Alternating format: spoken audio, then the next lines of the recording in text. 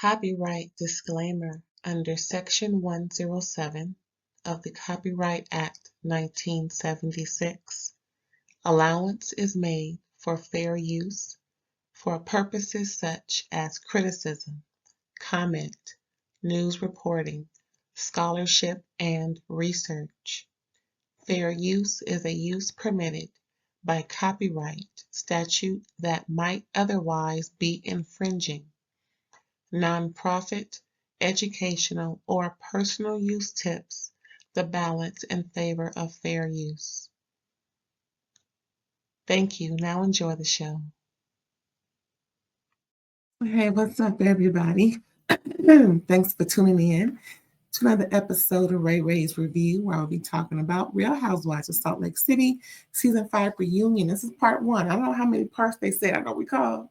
But this is part 1, y'all. It was good. Yes, it looks so beautiful. We got the looks, the reunion looks, of course. Even the men joined towards the end, and you know who got it started, Mr. Todd himself.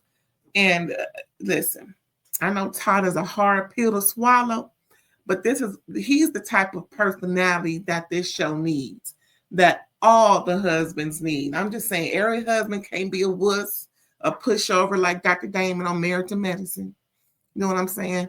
And of course, we don't want him to be a philanderer, a wanderer, like Juan Dixon, formerly of Real Housewives of Potomac.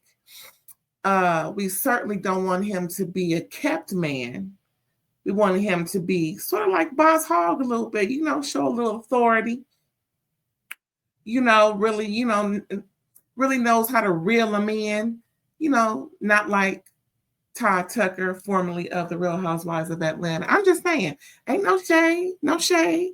Again, it's my opinion, my take, my opinion. You know what I'm saying? On how I see things. I love a man who don't have to take charge, who is aggressive yet stern, fair, maybe a little misunderstood because he's always bossing folks around. It is what it is. Listen, everybody can't be one type. Ain't nobody a monolith. You know what I'm saying? They always say that about certain demographics. So-and-so ain't a monolith. So-and-so. Listen, husbands are different. And I like him. I really wish Justin would hang out with him a little more, because Justin seemed like, well, actually, I heard, y'all heard about Justin and Whitney? Child, he might not even be around for season 6. Is Whitney coming back for season 6? Child, I don't know. But anyway, let's get back to this reunion part 1, season 5, Real Housewives of Salt Lake City. Now, we got the reunion looks, as you can see in the background. Let me get a little smaller for you. And they look so pretty. Red's my favorite color, so they have me at red. It was a Bezos theme, ode to Lisa and her ideas. Woo, Lisa. I don't like Lisa. She was very pushy. She didn't know how to take accountability, trying to overtalk people, flaunting her wealth. It's going to come back to you. Trying to assert herself as something that, listen, when certain people have certain privileges of life, they take it for granted. And it sounds like Lisa Barlow has. Her husband backs her up. He's somebody else who's, need a little more backbone.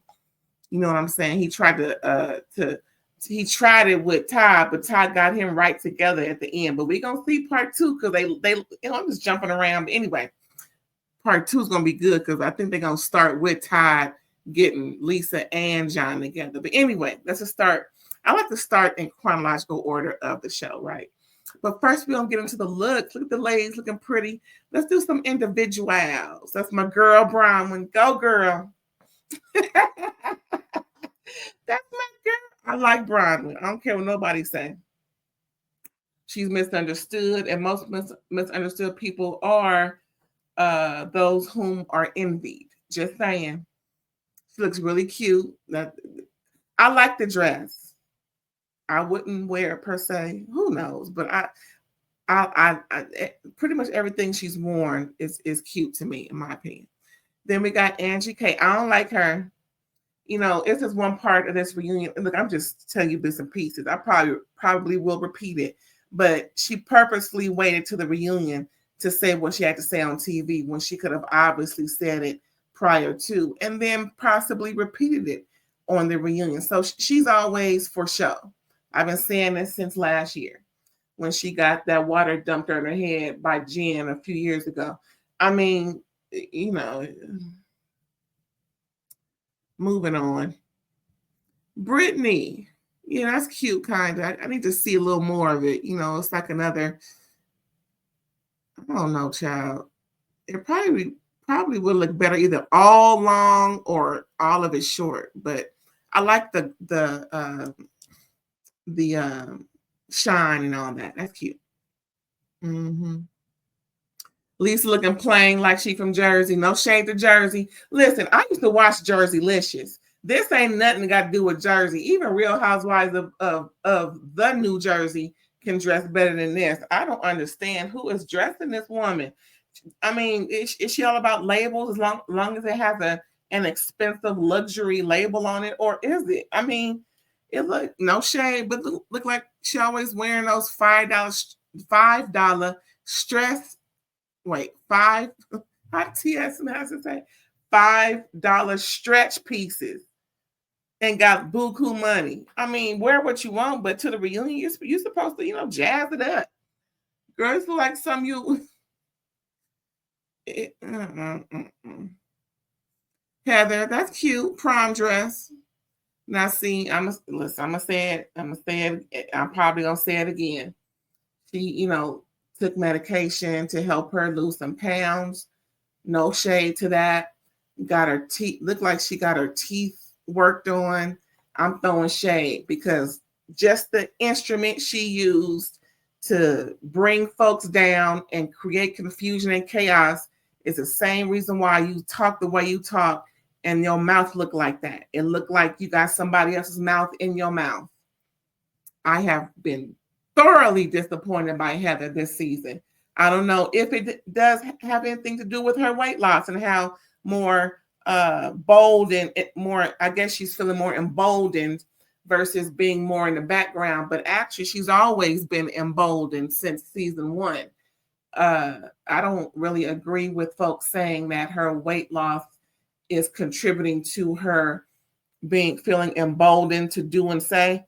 But yeah, regardless of that, that's what happens when you do wrong to folks. It come back to you. And I think it came back in the form of a screwed up dental procedure, whatever. Anyway, we got Mary looking cute, looking like she coming from church or going to church. That's cute. The gold. I'm sure that's expensive. Another plain dress by Meredith. As you see on the right, it looks better without that mink stole with a shawl, whatever that is. But it's cute. Mm-hmm. Whitney, looking sexy, of course. Everybody got this. What is that when it's short on one side, long on the other? But this was cute. I like the length and the short. I think this lopsy day. I don't know what it's on the tip of my tongue. I forgot what they call it. But this lopsy daisical cut on the dress where it's long on one side, short on the other. I think it was done best with Whitney's look. And here is a look at all of them. You can see. Now, they said in the beginning that Angie K and Brittany came in the same dress. But in this photo, it's Brittany got on something different. I wonder if she was made to change or... Shoot, I would have kept on the same dress. Bump that. I don't give a doggone if I'm a friend. No, I don't have nothing else. I don't want nothing else. It is what it is. Let's work it. Let's do this. It would have added more excitement. Don't you think? I think it would have. I'm just saying. So yeah, that's all of them with Andy looking all nice now, child. Why they start off with Bronwyn and Lisa, child? Looking at my notes. You know what I'm saying? Looking at my notes, baby. Here we go. Bronwyn has apologies. Now, I'm going to start off. I forgot to mention. Before I started with Bronwyn and Lisa, what's his name? Andy asked if anyone had any sentiment going in, what they would like to resolve. So a couple of people spoke.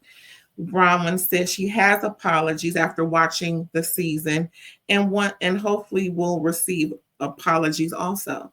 Whitney said she wants to have a convo with Lisa where she can actually get a word edgewise, because Lisa likes to overtalk people as if no one else has anything of value to say. You know, usually when people talk over people, they don't value what is being told to them. I hate that. Ooh, I hate that. Ooh, I hate that with a passion. But, you just have to say, hold on. In my opinion, hold on, I wasn't done talking. Hold on, I wasn't done talking. Just hold that thought. I wasn't done talking. That's all you got to say. Actually, and if it's something more, in a professional setting, excuse me, thank you. I wasn't done talking. If you can hold that thought, I want to finish what I need to say. You know what I'm saying? But anyway, like I said, so Brahma said that, Whitney said that. Now Angie versus Lisa. We got Bronwyn versus Lisa. So they showed up. The production showed the footage on Angie versus Lisa regarding video games as a babysitter. That whole thing was engineered by Heather when Heather thought she was doing the right thing. As she said, she thought she was trying to, bridge something that seemed to be off kilter. Well, that's not what was done, and that's not what was said.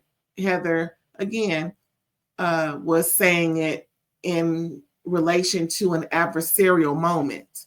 So if they were just having butter and bread and drinking tea, I'm just saying, that's different. But in the moment, there was tension, there was angst, there was an obvious adversarial conversation going on. They were talking about Angie K and Lisa's relationship, and mentioning that was just a dig, which, it don't take much for Lisa to just run with it and starts to call her PI investigator, wanting to see exactly who said it and when they said it, where they said it, the IP address. Girl, bye. Bye, Heather. And also the Alibaba allegation. Whitney getting the info from some YouTuber or blogger, somebody named Adam. I'm not sure if that was the dude that I watched sometime. I don't know. Anyway, the Alibaba. So pretty much Whitney said that was a stock photo that they used. First of all, the stock photo was Alibaba's photo. So if you're going to use stock photos, you may want to just take pictures of your own product and use as stock photos until you get a real life, marketing photo there in place of it. I'm just saying, it's easy just to have all of, and then I don't know if she does this or not, but make a notation on the picture, stock photo. I've seen that. But to have I guess Alibaba's photo as your photo, I don't know. It was just weird.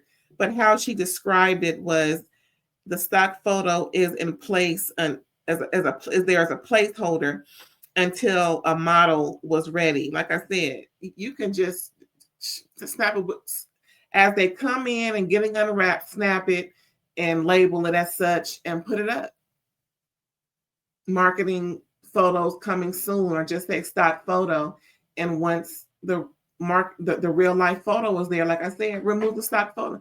I don't understand why all this is happening. However, Lisa said she never got the traceable information from Whitney, so that her PI, Sean, I was like, was that Sean Angiozzi? But of course not. So that Lisa's PI can do the investigation to go full throttle, as she mentioned, or what she say, go the distance.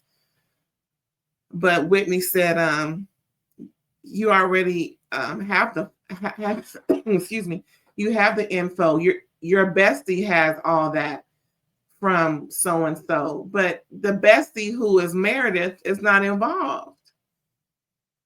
I'm just saying, how it all started was Meredith told Whitney about Lisa being involved because Heather told Meredith. But again, Heather being involved in some mess.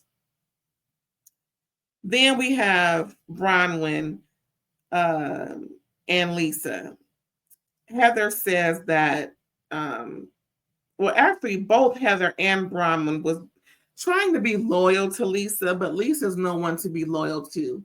She is very superficial, surface, and will say whatever she can to cover up the truth. We all know that boy, her son, was being babysat by, what do you call it? Video games, until it was spoken. All of a sudden, they're having, play dates, and her husband taking turns with him. They can have their own separate time with him, and then their time together. Where was all this being done prior to? Once it was said and noticed by the cast and crew, because they showed plenty of production time where that boy was being babysat by video games. And like Angie said, I am responsible mother, and I'm not having the video games babysit my daughter until 2 a.m. I mean, sometimes kids do video games until the wee hours of the night. It's not unheard of. Hell, I did it. Child, my Nintendo original from 1986. Child, I was in my room playing, had the volume on 0. Duck Hunt, baby. Duck Hunt? Are you kidding me?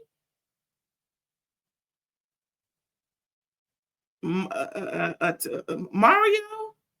Child, I will wake up with the controller on my chest in the middle of the night going to the bathroom. Child, please. And I was a little TV. I think that was 19 inches, child. That's some good eyes. Anyway, that's what kids do. But I can see why now, unless you weren't, close to the situation, how else would Angie know that the boy's being babysat on video games, unless it was always stated he was always on video games and never really hearing about them doing things with their kid. There's obvious a fine line between how Angie and Sean raises their daughter Electra, and how Lisa and John raised their son Henry. We saw maybe one time that there was a family dynamic with John, Lisa, and Henry, but we saw many a times how what's her name? Electra was doing things with her mom. Not so much Sean, because he's always, doing his thing at the salon. Mm-hmm. But yeah, that was real interesting. Now, what was also interesting is, like I said, Lisa likes to overtalk to win the argument, and it's it's loud and lame at this point. Bronwyn asked why some people can repeat stuff, but when she do it, it's an issue. She said it during the season, and no one's. It's just mean girl behavior, in my opinion. Just like Heather.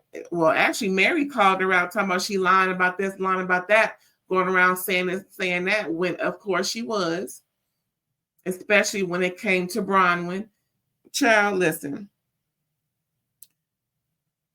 Bronwyn was right, spot on, and no one can take Bronwyn. That's pretty much what it is. Heather thought that she could, haze Bronwyn or try and make her feel, inferior, but Bronwyn came with the same, matched with Heather, and sometimes, topped Heather, and Heather couldn't take it, especially when Bronwyn flipped the script and put the onus on Heather's shoulders when she invited Heather over to see if they can come to some common ground before sending that invitation out, when she took everybody with her and Todd to Palm Desert area for their anniversary celebration. Excuse me. Ooh, baby. I have to get some water. Anywho, excuse me. So like I said, Heather just tried to shade Bronwyn with that, but Bronwyn held her own, and that's what Heather couldn't take. she didn't know that Bronwyn was so sophisticated with her conversation. She's used to everybody else. No shade. Just saying. Well, there's a couple ladies on this show that can really hold a more sophisticated conversation. But, Heather thought she could, overpower Bronwyn, but it ain't gonna work in no way, shape, form, or fashion. What else going on, child? What I say? Angie. Yeah, Angie waited to reveal her feelings on TV because Angie is for show. It is what it is. And if she really wanted to do something that was, genuine, she would have taken care of it prior to the reunion and then discussed it again at the reunion. Giving more credence. Maybe I thought about it more, and this is what I really want to say, and yada. It's levels to this. You just can't wait and hold things until TV time when you have perfect opportunity to expand or expound on it during TV time. I'm just saying. I mean, if I was a housewife, that's what I would be doing. I would need to wait. Anyway, what else going on? Bronwyn, the necklace. So it was brought up that that $4,000 necklace and $1.4 million earrings with that $4 million necklace. Child, it was given kind of, too big. I mean, it was perfect size for me because I'm bigger than Bronwyn, but I'm just saying, it was really nice. But I can see it being a little more dainty, maybe cut the diamonds in half, whatever that was. I forgot how many carats. But if they were just half the size, I think it would have been more complimentary to her. It was just really, it looked kind of costumey, but we know it wasn't costume. So she said she ended up buying something else, something different, some hoop earrings, I think another piece of jewelry. Then Lisa comes in and says, well, so-and-so who brought the jewelry said you didn't buy anything. In fact, and Bron was like, so she's just texting you about me, and Whitney's like, I thought you didn't know the jeweler. Like Lisa said, she didn't know her, but she knows of her. So I guess the jeweler felt some type of way because Lisa pulled out texts where Andy read them and confirmed that the text did say Bronwyn did not buy anything, and there's some type of bad feeling or bad blood with that jeweler lady. So Angie was like, oh, that's just so oh no. Both Angie and Mary were like, oh no, you definitely can't work with her again. That's just so not what to do. I mean, I agree. Like, this jeweler lady just going around telling people business as if it was true. Now Bronwyn said that it wasn't true. They did buy some. I believe Bronwyn. Bronwyn said she's gonna post it online that she did buy the earrings. Whoop de whoop. Yeah, that jeweler lady may not be working as of today for doing something like that, unless she's in good with the jeweler, like a family relative. Even then, having, doing business like that. That's not how you do business, especially with a multimillionaire. Girl, you just sunk your battleship. Child, please. Baby. No. So again, with the necklace, Lisa showed the text, and she's went on and on about how Bronwyn didn't buy anything, just trying to embarrass Bronwyn. Bronwyn, girl, cut your losses. But as we go further into it, Bronwyn's, as she called it, snarky comments made Lisa uncomfortable when she told, what's her name? Angie K, of a text she received, kind of just, mocking Lisa or bad-mouthing Lisa, saying that, she had her, one of her expensive vehicles, I think a G-Wagon, repossessed. And Angie mentioned it to Lisa. And then Lisa had to make sure production had pictures of her new 2025 Porsche, her new G-Wagon, yada, yada, yada. Again, flaunting her wealth and all that, looking real lame doing it. Bronwyn said, well, probably, we weren't in the best of of ways, but it was just a snarky, like she loved that word snarky. I'm gonna start using that word snarky. Brown was just like, listen, I was just poking fun. It wasn't a big deal. I never thought that Angie would say it back to you. But girl, you know who you're talking to, Brown? And Angie will love. She probably doing something right now if she's come back next season, just so that next season. Oh yeah, after the reunion aired, yada yada yada. That's the type of chick Angie is. And what else happened, child? So Bronwyn just realized after watching the season and experiencing the season that she had Lisa on a pedestal that she should not have been on, thinking that Lisa held her in the same regard. And that's what I was saying in my reviews. Like, Bronwyn, Lisa don't see it for you like that, girl. Stop trying to fight for something that obviously ain't there. And at first I thought Lisa was just throwing Bronwyn under the bus for the sake of Heather.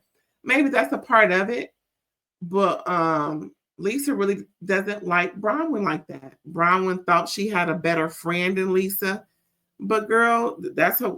Listen, we all run into chicks like that. Me, myself, and I had that same situation. I wasn't putting people on pedestals or making them more grandiose than the other people around, like Bronwyn was.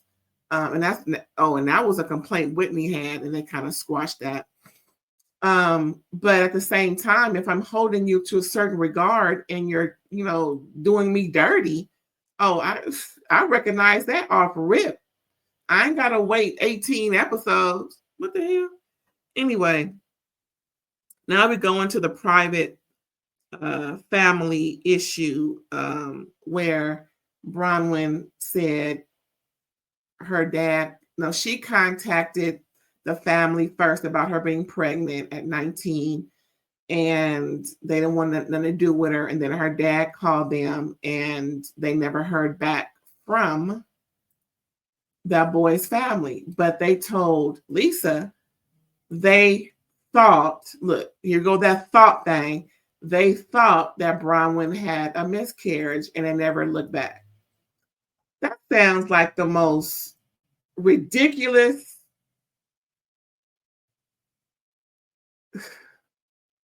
Just because Lisa, it's obvious that there's some money being exchanged or business dealings of sorts that Lisa has with these people to even think that that lame excuse could even be real.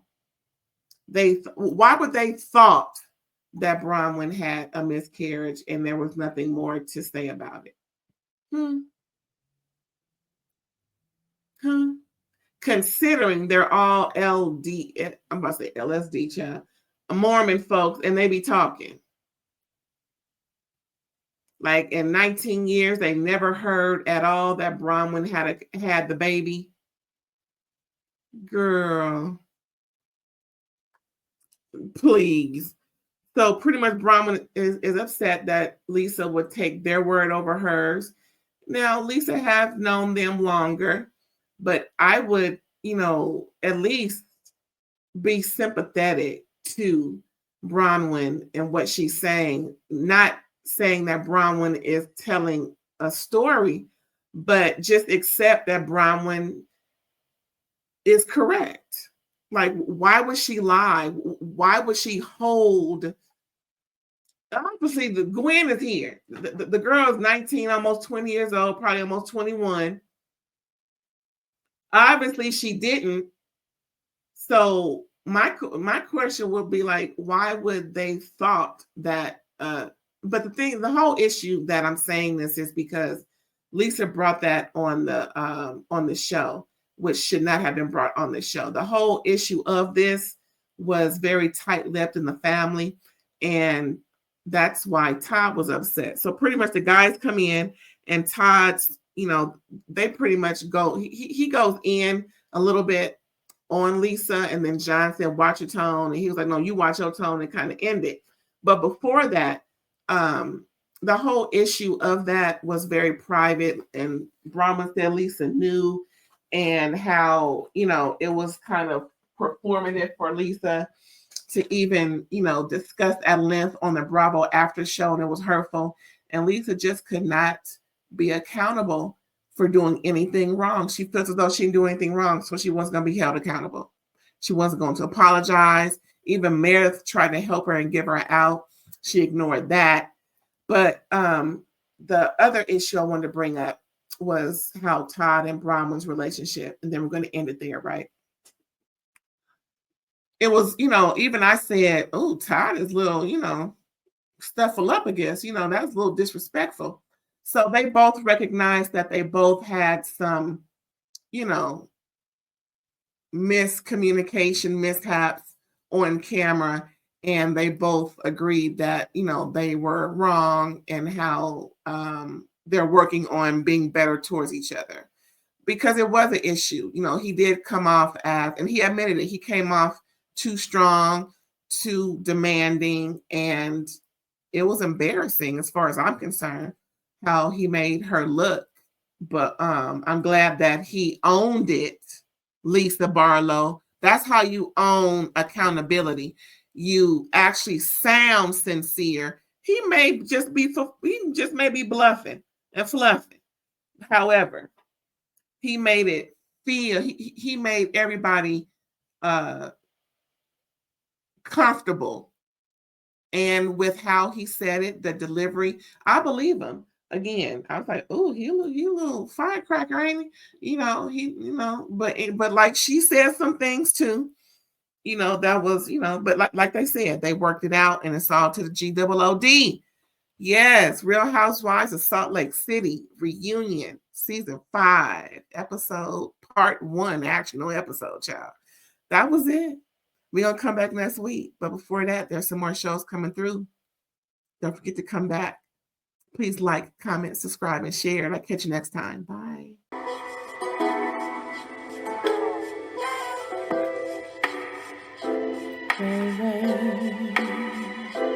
All day.